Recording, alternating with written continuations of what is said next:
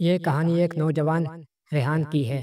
شہر کی چمکتی دنیا میں پلا بڑا، دن گناہ میں، رات غفلت میں، نماز کا نام لیتے ہی چہرہ بگڑ جاتا۔ مسجد سے کبھی نہ گزرا اور موت کا ذکر مذاق لگتا تھا۔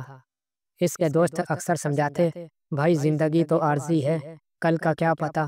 مگر ریحان ہنستا اور کہتا، ابھی تو زندگی شروع ہوئی ہے، مولوی مت بنو۔ ایک رات ریحان اپنی کار میں تیز رفتاری سے جا رہا تھا۔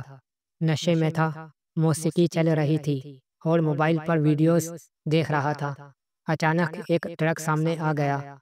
کار کئی بار الٹی، شیشے ٹوٹے، خون بہا، اور ریحان کئی گھنٹوں کے بعد وہ ہوش میں آیا۔ مگر عجیب منظر تھا، نہ ہسپتال، نہ لوگ، ایک ویران سفید میدان، کہیں روشنی نہیں، صرف آوازیں۔ ریحان بن فاروق، تم نے زندگی کیسے گزاری؟ وہ ڈرا۔ آنکھوں کے سامنے وہ سب منظر آنے لگے، ماں کی دعائیں، مسجد کے باہر سے گزرنا، گناہ، غفلت، ہر چیز جیسے فلم کی طرح چل رہی تھی۔ پھر ایک چیخ سنائی دی، اسے جہنم کی طرف لے جاؤ۔ ریحان رونے لگا، نہیں، مجھے ایک موقع دو، ایک موقع، بس ایک سجدہ کرنے دو۔ اچانک ایک نورانی وجود ظاہر ہوا، آواز آئی، اے میرے بندے، تو نے مجھے کبھی یاد نہ کیا، مگر آج ایک سجدہ مانگ رہا ہے۔ ریحان نے کانپتی آواز میں کہا، اے رب العالمین، بس ایک بار جھکنے دے۔ نورانی وجود خاموش ہوا اور اندھیرے میں ایک دروازہ کھل گیا۔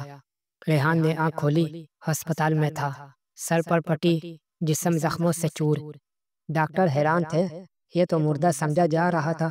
اچانک دل نے دھڑکنا شروع کر دیا، مگر ریحان روئے جا رہا تھا، اور پہلی بار اس کی پیشانی زمین پر تھی۔ وہ بیڈ پر لیٹے لیٹے سجدے میں چلا گیا، آنکھوں سے آنسو روا تھے، اور زبان پر صرف ایک جملہ تھا، اے رب، تیرا شکر ہے تو نے مجھے ایک نئی زندگی عطا فرمائی۔ اس دن کے بعد ریحان بدل گیا، مسجد میں صفوں میں سب سے آگے ہوتا، گناہوں سے نفرت کرنے لگا۔